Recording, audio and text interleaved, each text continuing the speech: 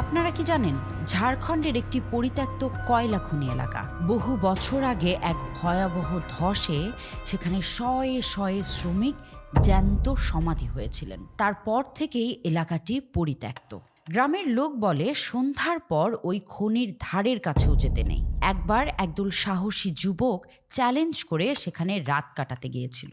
মাঝরাতে যখন চারদিক নিস্তব্ধ, তখন তারা শুনতে পেল খনির গভীর থেকে কেউ যেন পাথর ঠুকছে, ঠক ঠক ঠক।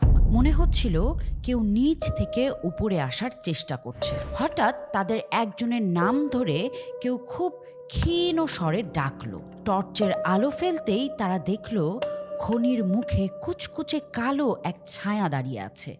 ছায়াটির কোনো মুখ নেই, শুধু চোখ দুটো আগুনের মতো জ্বলছে।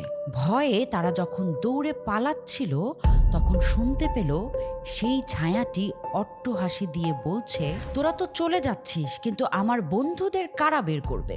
আজও যারা সেই খনির আশেপাশে যায় তারা মাটির নিচে মানুষের কান্নার আওয়াজ শুনতে পায়। এমন আরও রহস্যে ঘেরা ভিডিও পেতে আমাকে like, share, comment and subscribe করতে ভুলবেন না।